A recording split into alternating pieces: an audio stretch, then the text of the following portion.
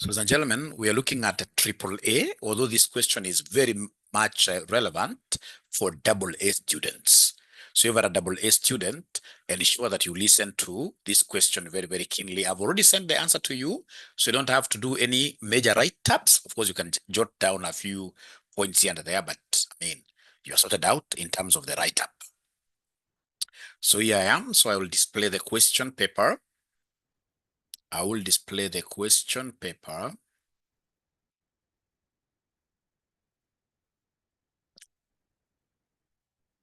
So that is the question here. This question was tested on August 2023. It was question number 1. So these questions, they are scenario questions. Always understand the requirement first. So read the requirement first. So like now here we are told, ladies and gentlemen, to discuss 6 deficiencies in CMP Limited's internal controls with the associated risk for each deficiency. So it means deficiency, that will be a mark, and the related risk, another mark. All right. So for you to get 2 marks per point, you must give a deficiency and you must give us associated risk. Great. So already now the question is very well embedded. Yeah. In my brain. So as I read the question itself, I'll be able to pinpoint answers as I go down slowly. So we are told, my good students here, that CMP is a production company that employs 50 workers. This is not that small. This is a big company. The company has the following payroll procedures. The factory foreman interviews applicants and on the basis of interview, either hires or rejects them. Just a foreman. Yeah, not HR. No segregation of duties. This guy is interviewing them and is going ahead to make the decision to hire or reject them. When applicants are hired, they fill in an employee's withholding exemption certificate W4 form, and again do what here? They forward it to the foreman. Ladies and gentlemen, we have what we call aggregation. In audit, we have aggregation. Aggregation basically is when you put so many activities on one person, That is wrong. What in audit would want to see is what we call segregation. Would want to see what we call segregation. To segregate now is the opposite of aggregation. Those are so many activities. I expect, ladies and gentlemen, in this case here, the HR person to be involved. The foreman also has some duty to do there. Perhaps this foreman, he should be at the interview panel. All right. These other certificates they are signing there, we expect even the accounts office to be involved. Not everything to be done by one person. So already I'm able to pick some deficiencies there. Aggregation is a big deficiency. All right. So now, ladies and gentlemen, you're reading this. We are told here, the foreman indicates the hourly rate of pay for the new employee in the W4 form and then forwards it to a payroll clerk as a notice that the worker has been employed. The foreman verbally advises the payroll department of any adjustments to the hourly rate of pay. Remember, ladies and gentlemen, in terms of auditing and assurance, we expect every instruction in this case here to be written, because that will be a very good source of evidence in future, just in case any dispute arises. So I see another danger here. In this case here, these verbal communications. A supply of blank time cards is kept in a box near the entrance to the factory. Each worker takes a time card on Monday morning, fills in his name, and notes in pencil their daily arrival and departure times. At the end of the week, the workers drop the time cards in a box near the factory door. I can see so many dangers, ladies and gentlemen, as regards to this. The first thing that I'm able to see here is the concept of buddy punching. We call it in auditing, we call this one here buddy punching. Is there somebody who has ever heard of this? Buddy is a friend, eh? That in this case here, a friend of yours can easily clock in time for you on your behalf. Buddy punching. And then, of course, in this case here, these guys are using pencil here. Yeah, so pencil, in this case here, this will be very easy for anybody to do what here to erase. And of course, if they asked us to give them opinions, honestly, even these handwritten clock cards, they are not the best. Right now, in this case here, we expect what we call automation. We expect what we call automation. We expect in this case here people to come to the workplaces, even how they enter the door. In this case here, they should be able to put their fingerprints or even face. Yeah, you should be able to have a face detector that you come, they see this is our employee, you get in. Once in this case here, that system picks you up, then the system itself should be able to always give us the time you came in, the time you left, whether you're a person in this case who likes taking so many breaks, we should be able to have now that report. The way it is right now is not very, very good because really this is very manual. Very manual. And I would want to do a check-in. Are you able to, ladies and gentlemen, hear Mwalimu very well? Are you able to understand my discussions? I would want to see whether we are together. Maybe my microphone is even muted and I'm here shouting by myself, which will be very, very bad. Grace, yes. Thank you, Marceline. Great. So let's continue. Thank you, Mugendi. We are together. You know, some of these things, they really give you guys very easy questions. Even when a student comes like after an exam and they tell me that Mwalimu have failed, it can't be audit and assurance. It can't be advanced auditing and assurance. This is a very basic paper, very, very basic paper. We are told here, each Monday morning, the completed time cards are taken from the box by a payroll clerk. One of the payroll clerks then records the payroll transactions using a computer system which captures all information for the payroll journal as calculated by that very clerk, and automatically updates the employee's earnings, records, and the general ledger. Again, that clerk is being given too much work. Employees are automatically removed from the payroll when they fail to return in a time card. Yeah, when they fail to return in a time card, they're automatically, in this case here, removed from the payroll. So they don't get like their payment at the end of the month. There could be reasons why somebody has not, ladies and gentlemen, brought in their time card on this Monday or whichever day you tell them. Perhaps this employee in this case here fell sick. So there should be a process really of removing somebody from a payroll. And that is why we would want this information to be basically captured by systems. The payroll checks are manually signed by the chief accountant and given to that foreman who was already having so much work. So you're giving this foreman kind of a demigod position. You would want, in this case, your employees to even worship him, quote and quote. Because if he's the one who is employing them, he's the one who is seen around moving with checks, the foreman distributes the checks to the employees and arranges for the delivery of the checks to those who are absent. The payroll bank account is reconciled by the chief accountant, who also prepares the various payroll tax reports. You can see in this case there is that element of what here, aggregation. So they want us to discuss 6 deficiencies in CMP Limited's internal controls with the associated risk for each deficiency. So, ladies and gentlemen, you just allow me to read the answers here because already I've discussed most of that. All right.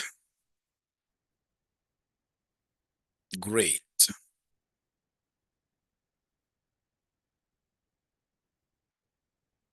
So we are told here deficiency, like now lack of segregation of duties in hiring and a pay rate setting.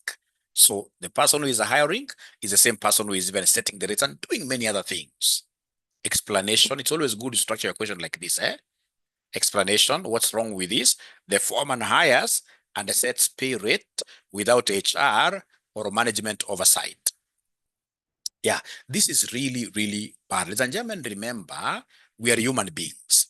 And human beings in this case here, generally, we are weak. So if you're giving this foreman all the powers, he happens to be a gentleman, I'm assuming. Yeah, and is the one in this case who is hiring, and at the same time, in this case here, setting up the pay. If somebody, a good lady, comes and smiles at this guy, chances are he can easily give a higher pay. Chances are he may not even consider the technical competence of this girl. Yeah, so the associated risk, what could go wrong? Hiring ghost employees, favorism, inflated salaries. Once you write like that, ladies and gentlemen, you are done. You are done. You are done. Yeah, there'll be favorism here. Now, the next deficiency or weakness, remember deficiencies are weaknesses. Verbal pay rate adjustments. Salary, what could go wrong here? Salary changes are communicated verbally, not in writing. It's an explanation. All right. Sorry. Yeah. Then in this case here, we have the risk. The risk is unauthorized pay increases, misinterpretation of changes, no audit trail. As auditors, when we come there, if somebody got an increment, then we expect to see that in writing. And if, for example, this person got like a very material increase, perhaps in this case here, they changed to a very bigger role like a director. Some positions we even expect to have what we call board approvals. So those board approvals, we should even be able to see this in minutes. Yeah, then we have here loose time card management, the loose cards, the loose cards, the loose cards. This is disturbing.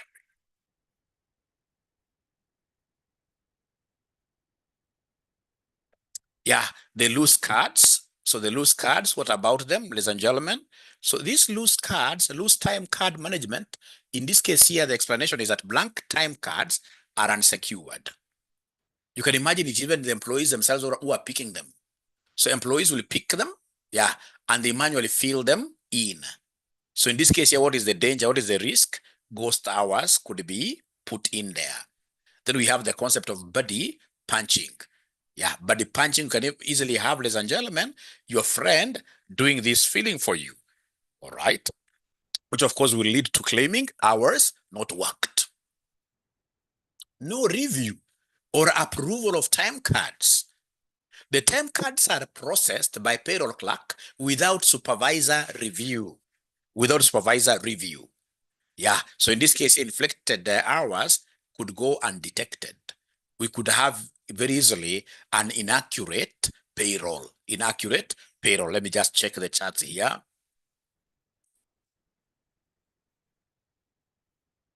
Yeah, you're right. We shall overcome. We shall overcome. We shall overcome. Yes, yes, yes, yes. We shall overcome. Yeah, great.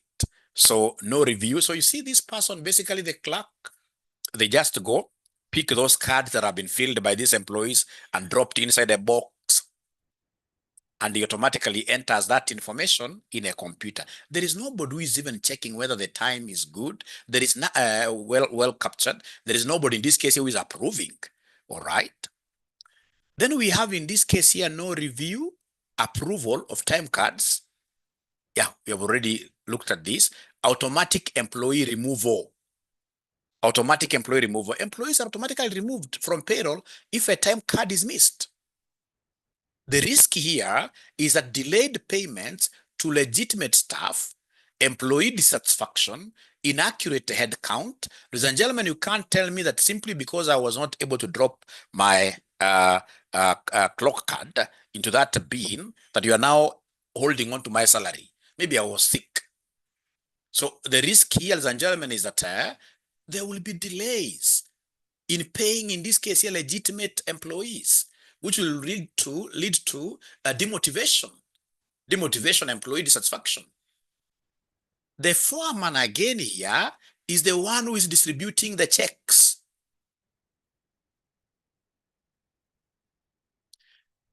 Yeah, buddy. You see, buddy is friend. Thank you very much for explaining that. Buddy is a friend. So for example, if Mugendi is my friend, this happens quite a lot.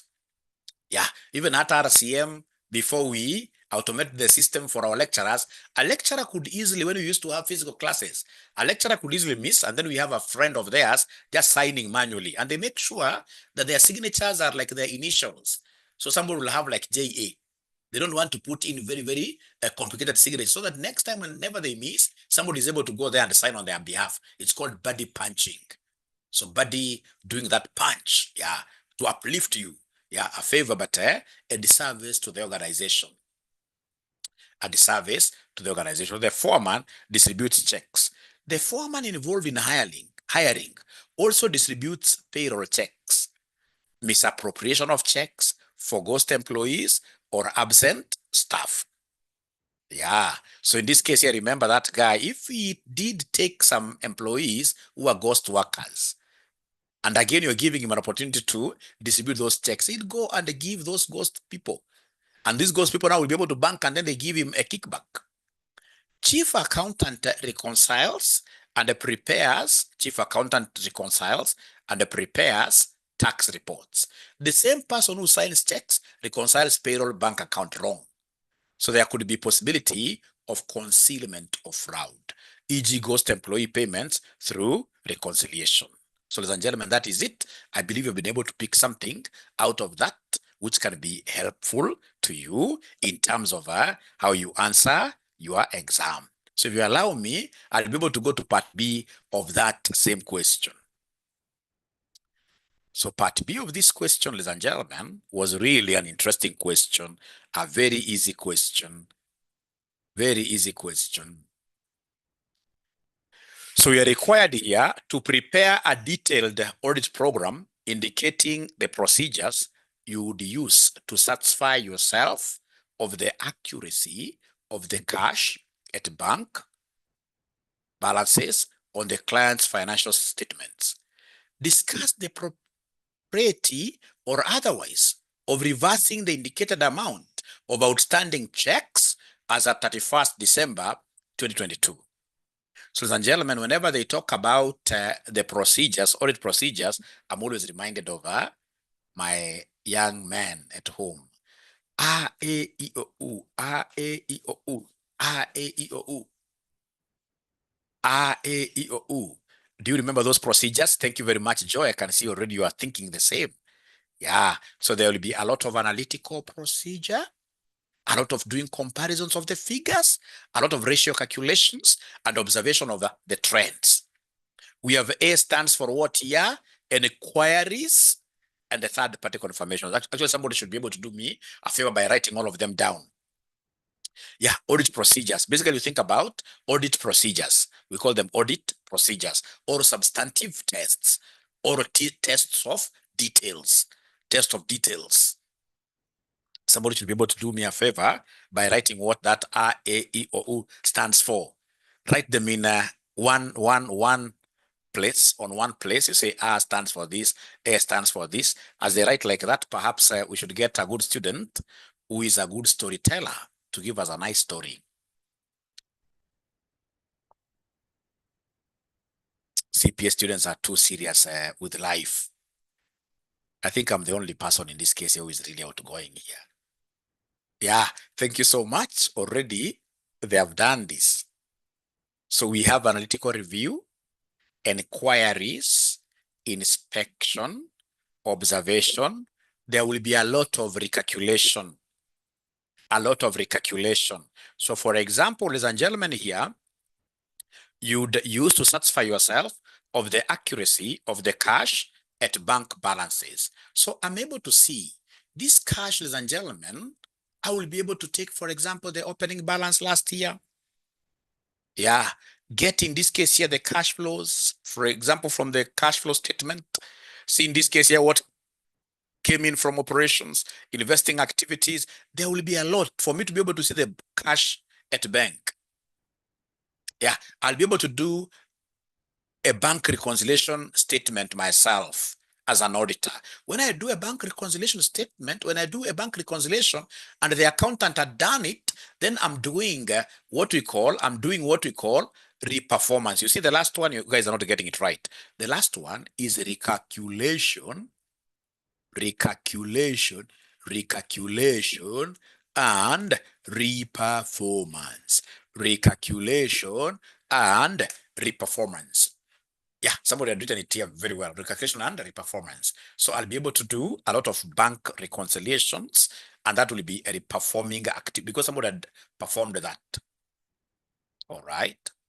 All right. Ladies and gentlemen, anything to do with the cash at bank, I will have to do inquiries. I would want in this case here to talk to the management.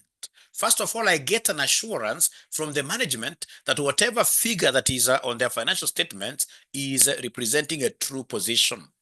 So I would want them to give me a letter, could be an email, which I'll print and put it in the audit file as a working paper. Yeah, I would want them to take it upon themselves here to confirm that whatever I'm seeing on the financial statements as cash at bank is the exact cash that existed, at the year end. It doesn't stop there. Remember this inquiry, this A stands for inquiry, and the third party confirmations. So the third party here, it won't stop there. You know, auditing is a very, very interesting thing. And that is why I would want all my students here to be auditors. Yeah, you need to be auditors because you get to know so much in life. It doesn't stop there. So in this case here, you have, as we talked to the directors, they've been able to put ink on paper regarding what was outstanding there. Then I ask them for permission to talk to the bank manager. Yeah, I have to do a third-party confirmation because for us, third-party evidence is more reliable.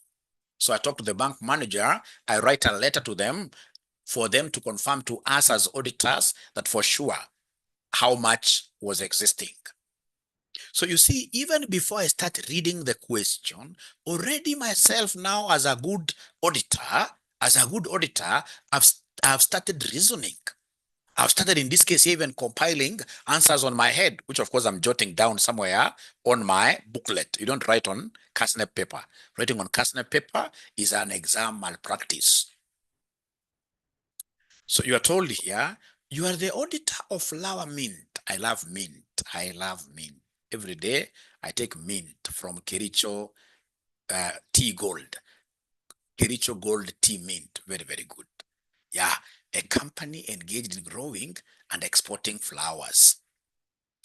Assume that when you arrived at your client's office on 11th January 2023 to begin the audit for the year ending 31st December 2022, you discovered that the client had been drawing checks as the creditor's invoices became due, but not necessarily mailing them. So the checks are drawn, but not presented to the owners. He's acknowledging liability, but he has not given those checks to the owners for the owners to present them to the bank. Very interesting. So in that case, ladies and gentlemen, I can see a possibility of cash at bank being overstated. Because should this check, if they had been issued, then money would have been withdrawn. He states that these December 2022 dated checks had been entered in the cash disbursement book and charged to the respective creditors' accounts in December because the checks were pre-numbered. But why are you not presenting them? Again, I see another risk. There is a risk that these guys going concern may not be very, very good. That's why they don't want to pay their creditors promptly. Maybe they don't even have that enough cash in the bank. Heavy sales collections permitted him to mail the checks before your arrival. There was a heavy sales collection, perhaps 1 week. Yeah, once he saw that money now is enough, so he was able to email now these checks to the owners before you arrive. The client then wishes to adjust the cash balance and accounts payable as at 31st December 2022 by 27,600,000 because the cash account had a credit balance. The client is also reluctant to reflect an overdraft in the financial statements. This looks funny. Yeah.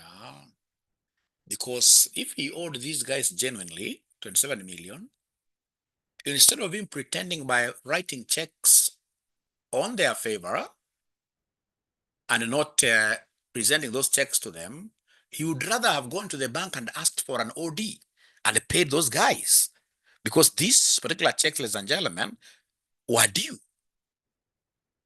So they want us to prepare, first of all, a detailed audit program indicating the procedures you would use to satisfy yourself of the accuracy of the cash at bank balances on the client's financial statements. Remember here, they're not talking about many things. They simply want an audit program indicating the procedures you would use to satisfy yourself. So those are really about the RAEOs. Like this thing of inspection, inspecting documents. Inspecting documents. There are so many things that I would have to inspect, including inspection of the creditors' ledgers. I would want to look at, for example, the first week. If I'm coming there on the first week of, say, 2023, you know what I'm doing? Audit for the year ending 2022, right? So of course I'm coming in after the year end. So I would want to see for sure these checks that have been now drawn, now that there is some money there, have they been presented? And if they've been presented, have some of them cleared? Because it could also be even cheating me. So there is a lot of inspections. You'll have to look at the bank. You'll have, even on a sample basis, you would want to look at the invoices. Yeah, the invoices in this case here that we received for purpose of paying those creditors. I would want to inspect. I'm inspecting. From inspections, that thing of check this to confirm this, check this. As an auditor, you must always keep on talking about that often. So that allow me to look at the answers, and gentlemen. Yeah, great, great. Now we are 81. This number is big. This number is big, very big. Ooh, great.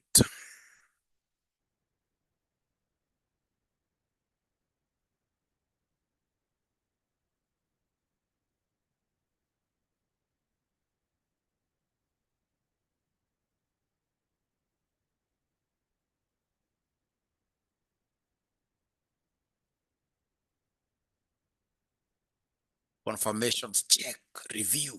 That's the language I would want you to be mentioning there. So to verify Flower Mint's Limited's cash balance as at 31st December 02, auditor should perform the following key procedures.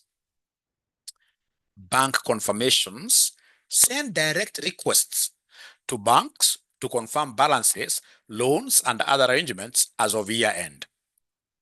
Bank reconciliation: obtain and reperform the client's bank reconciliations for December, just 1 month. Remember us, it's about sampling. We don't do like for the whole year. For December 2022, verifying all reconciling items. Cutoff. Remember cutoff, we do cutoff at towards the end of the year and immediately after the year end. We have to look at so many transactions there just to ensure that whatever transactions are captured in 2022 in the financial statements, for sure, they belong to 2022. Yeah, obtain a bank statement directly from the bank for the period immediately after year end. Yeah, for us, we normally do it 1 week. So first 15 to 20 days of January 2023. So obtain a bank statement directly from the bank for the period immediately after year end. Yeah, then what do you do with that? So trace all outstanding checks, including the 27.6 million unmailed ones, from the December reconciliation to their clearance on this cut-off statement. Trace December deposits in transit to their clearance on the cut-off statement. You may not be able to remember this language exactly, but ladies and gentlemen, cut-off is one of those financial statement assertions. This is something that should be able to worry you as an auditor. Yeah, because in this case here, many people, please listen and listen to me in terms of cutoff. What we always experience, especially regarding sales, you will get somebody calls the organization, say on the 31st December 2022. We're talking about 2022 here. So they just email or they call that, hey, we want you to sell to us this number of units, like that. Now, because the directors here would want to cheat and say that their 2022 year was so good in terms of sales, they would want to book this verbally ordered sale into 2022. And yet they know very well that these goods will be delivered in 2023. So the cutoff normally happens. When you see like now, these particular people in this case here, they have received, ladies and gentlemen, genuine invoices from creditors. They know that these creditors are supposed to be paid in 2022. All right.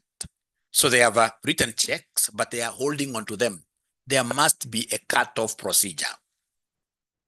They must, in this case here, be wanting to overstate, in this case here, creditors or understate them. There must be something that they are up to, simply because they don't have that cash.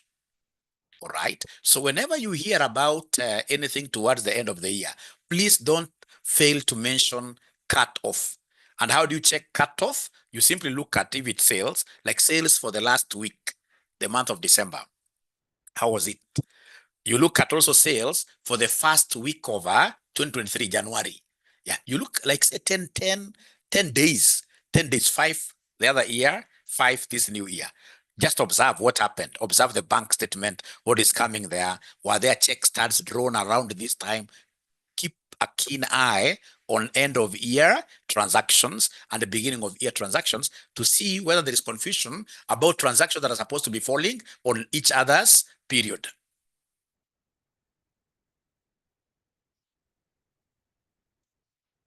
Inspect emailed and mailed checks. Physically examine, physically ask for them. Yeah, because the inspection is a key audit procedure. So inspect and mail checks, physically examine the 27.6 million and mail checks. Verify their December dates and confirm that they were recorded in the cash disbursements book. Because of course, when you are giving out checks, you must record. Review subsequent bank activity. Check January 2023 bank statements to confirm when the unmailed checks were actually cleared. Then, of course, ladies and gentlemen, as I told you, whenever you are answering such questions, you must always try to mix these issues in a very, very good way. Never forget, ladies and gentlemen, to always think about the financial statements assertions. Financial statements, they must feature somewhere. Financial statement assertions. Do you remember them? Once you remember these financial statement assertions, and then you have in this case, ladies and gentlemen, the audit procedures, you'll never go wrong. So financial statement assertions, there are students here who have really benefited out of my classes. I've taught 38 lessons and they've been able to attend all of them. All of them. So they know all these acronyms. They know all these acronyms. Yes. So it is ACCA, ACCA cover P, ACCA cover P. Yeah. So for example, we have the last P is for presentation and disclosures. Presentation and disclosure. I expect a good ninja to type for me all the others. So presentation and disclosures. So under presentation and disclosure, you can see a very good point here, ladies and gentlemen. Ensure cash is correctly presented on the financial statements. And any restrictions, e.g. overdrafts, are appropriately disclosed. So I would expect in this case here a note in the disclosures where they should even be able to talk about their going concern. Why were they not releasing creditors' checks? That one I would expect an explanation. And if they're not disclosing that, that can even make me issue a qualified report. Because 27.6 million, I want to believe this is a material transaction. Of course, they never gave me their total sales, but holding on to checks worth 27.6, this is material. It could also be pervasive. You may even get like their sales is like say 100 million. So you see, it's either material and pervasive means very, very big. Very, very big. If it's pervasive, of course, I'll be able to issue what we call an adverse opinion. An adverse opinion. But this one, of course, I can see it and I'll be able to issue, in this case, if they don't adjust. Remember, if they adjust, that's okay. If they don't adjust, then I'll be able to issue what we call a qualified except for opinion. So I will say the books of this company called CMP, the financial statements of CMP portray a true and a fair view, except for the fact that the creditors who are paid their money who are supposed to be paid their money by this date were not paid. So I see a going concern issue. Yeah. I could also come and capture it as an emphasis of a matter paragraph. Yeah, I can give everything okay, but in the EOM, I'll be able to issue an emphasis, even especially they have disclosed. But I'll come to that topic. I haven't yet reached there, but that is really, really important for you to at least master. And here they have not exhausted all the procedures. They have not exhausted all the procedures. The procedures are very, very many. We have RAEOU, analytical procedures. For example, I would want to inspect the creditors account. Look at the creditors, the payables of last year versus payables of this year, and observe the trend. Did this kind of a matter again happen, for example, last year? So there's a lot of analysis. I would want to calculate the creditor days, the payables days. That's an analysis. If payable days last year was, say, 30, and the payable days this year are 45, I'll be able to raise a red audit flag. Yeah, why are things not moving? Is it that you have changed the policy? And if you change the credit policy, am I able to get it and see for sure that you've moved your credit policy from, say, 30 days to 60 days? I would expect in this case here to be given even a creditor's aging report for inspection purposes. So when you talk of RAEOU, so in this case here, we have even this A, inquiries. These inquiries, I would want to do a circularization letter and talk to some creditors on a sample basis. And the circularization letter, ladies and gentlemen, that we always talk about is what we call positive. Always, whenever you're mentioning this to demonstrate broad and deep understanding of the subject, talk of positive confirmations. Positive confirmations. So the positive confirmations, ladies and gentlemen, you need to tell the creditors. You need to tell the creditors. Yeah, you ask the creditors to confirm their balances with us. Yeah, how much do we owe you? Please reply.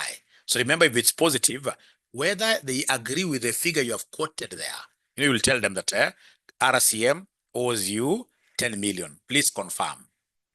So even if they agree, they have to reply back. We agree, we are owed 10 million.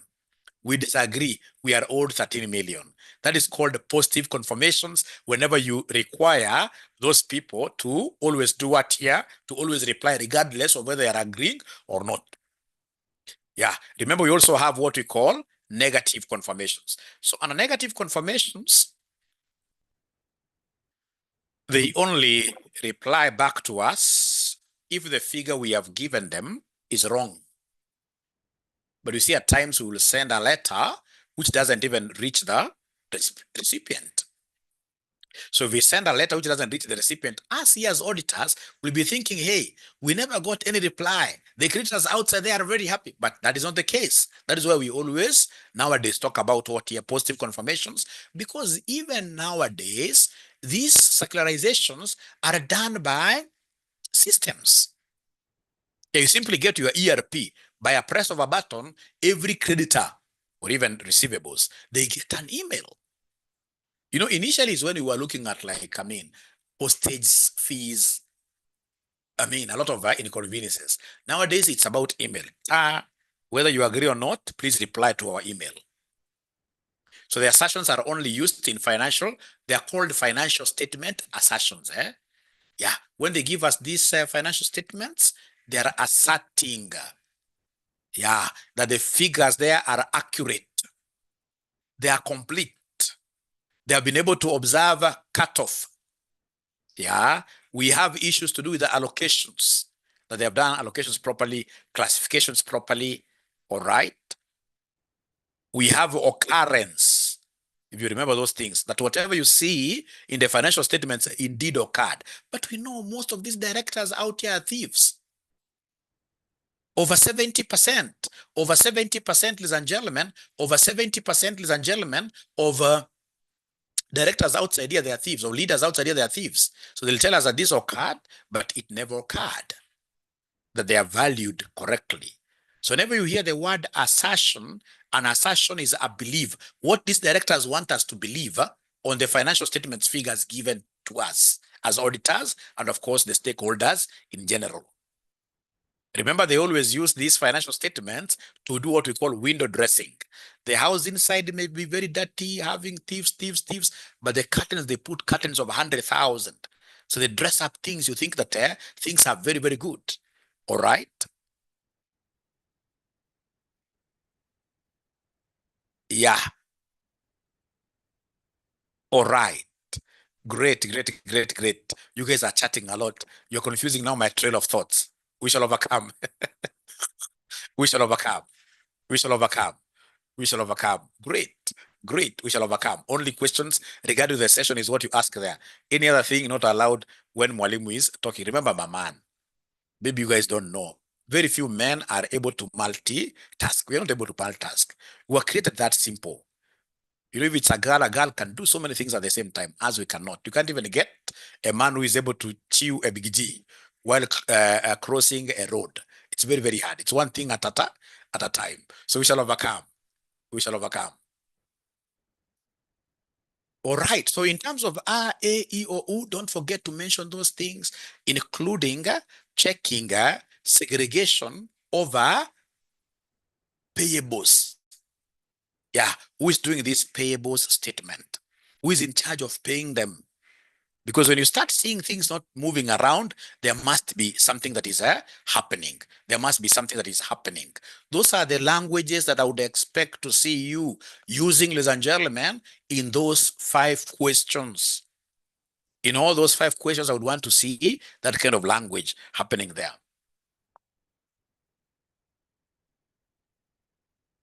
All right. We shall overcome. So we look at the last part of this question, ladies and gentlemen, and then now our 1 hour will be over. We talk about other papers, but we must also talk about how will the school benefit out of this program. You know, we are also in business, right? And the people who should be able to get these free classes are basically those people who have paid RCM, or those students who paid the normal fees to RCM, them they are legitimately here. But the others, they're also legitimately here, but now moving forward, we must come up with a fees for them. I hope that is a good language. So that when I shout like this, and my madam from the other side, she's able to hear what I'm talking about, the way I'm shouting. When she asks, I'll be able to have a sweet to give her,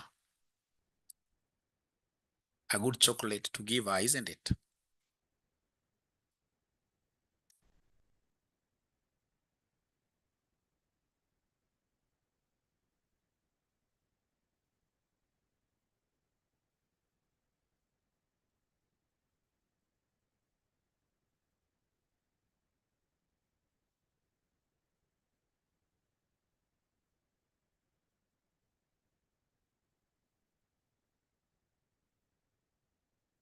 So look at part 2. Discuss the propriety, that is the truthfulness or otherwise, of reversing the indicated amount of outstanding checks as at 31st December 2022. But now remember, these guys were paid in January 2023. And these guys would want to change the figure. Yeah, the client wishes to adjust the cash balance and accounts payable as at this by 27,600,000 because the cash account had a credit balance. The client is also reluctant to reflect the overdraft in the financial statements. So discuss the truthfulness or otherwise of reversing the indicated amount of outstanding checks as at this date. Ladies and gentlemen, if you allow them to change that particular amount, yeah, and they show that they had paid, you know, they want you to say that that amount now is paid in December 2022. That is wrong. It wasn't paid. Remember, us would want financial statements that portray a true and a fair view. truthfulness. Truthful man. So in December 2022, ladies and gentlemen, those figures had not been paid. That will be very wrong. If they do that, then their payables will be understated. That will not be the correct position. So then how do you answer this? Of course, that is wrong. In accordance to ISS, IFRS, ISAs, that will be very, very wrong. That will be wrong accounting, wrong accounting. So I already have the answer with me here. Okay, so propriety of reversing the 27.6 unemailed checks, reversing the 27.6 in unemailed checks is not appropriate. Reasons: accrual. Under accrual accounting, expenses and liabilities are recognized when incurred by drawing and recording the checks in December 2022. Flour Mint Limited effectively recognized its obligations to creditors. We owe these people. We owed them by that time. Accurate financial picture, reversing these entries would overstate cash, make the cash balance appear higher than it actually is, understate accounts payable, conceal legitimate liabilities. This provides a misleading view of the company's true financial position and liquidity, hiding the overdraft. Audit opinion: as auditors, we must ensure financial statements present a true and fair view. Allowing this reversal would constitute a material misstatement, likely leading to a qualified or even adverse audit opinion, depending on the materiality of this item. Ladies and gentlemen, the kind of reversal they are talking about is that now that these people have paid their creditors in 2023, they would want you to assume like they paid these people in 2022. Yeah, so we pass a journal from 2023, and then we have this journal taken over in 20. That will be so wrong. You will be misrepresenting facts in terms of what? Yeah, in terms of the cash that was available by then. Because that would mean automatically that the cash which is there was really overstated. Yeah, that cash had not been, it wasn't even there. These guys had to wait for a windy day in January 2023 for them, in this case, to pay. So that cash wasn't there. And they don't even want to reflect an overdraft. You know, at times they can tell you, I mean, then let's, but even if they were to allow you to give them that liberty of showing an overdraft in 2022, that is wrong. That cash was not paid in 2022. The liability was owing. If in this case you say it was paid, then the liability in 2022 would be really, really understated, which will be very, very wrong. We should never allow financial misreporting. We have to do financial reporting the way it is. So here, what we should be fighting about with them: are you guys, by the way, is your going concern really there? Why were you not able to pay this money that time? And why were you drawing checks? Yeah, you draw checks so that when you draw checks according to your accounting, you are reducing the amount. But in essence, you haven't given out the checks. So there is a problem there.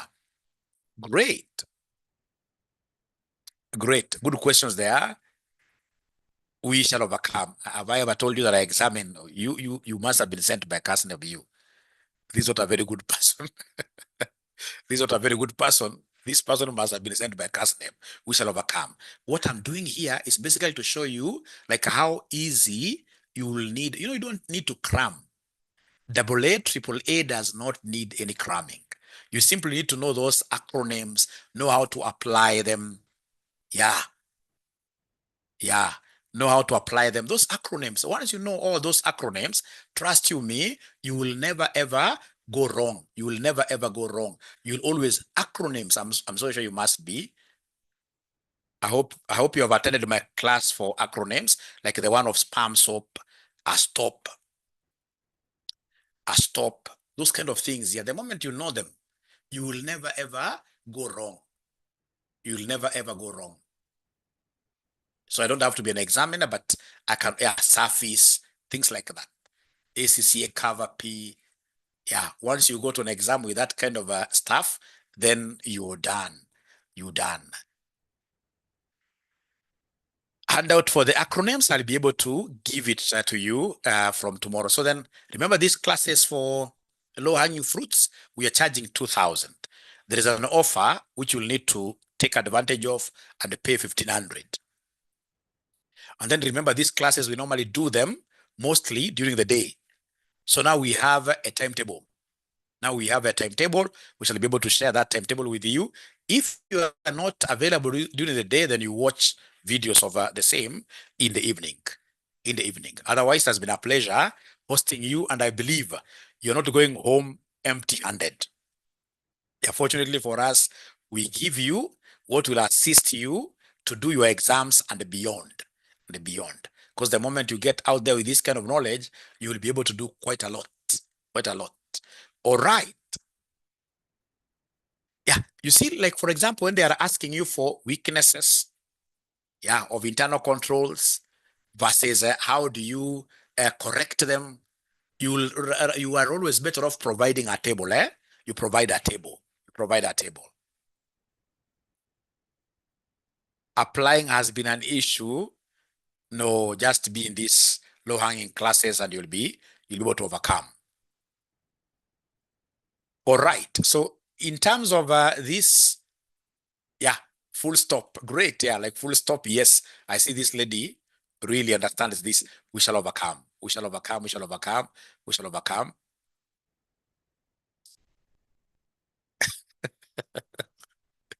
We shall overcome. The first S stands for what here? Segregation, isn't it? Segregation of duties, physical controls. We shall talk about them. You guys are also in a hurry. We have a whole month to our exams, isn't it?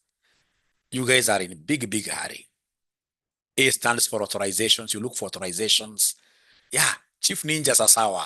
Thank you so much. So if you are interested in joining these low-hanging fruit classes, our number is 0793 555 0793 555 000 0793 555 000. See you today at 1 p.m. for leadership and management. At 1 p.m. we shall be doing LM. Bye. Bye.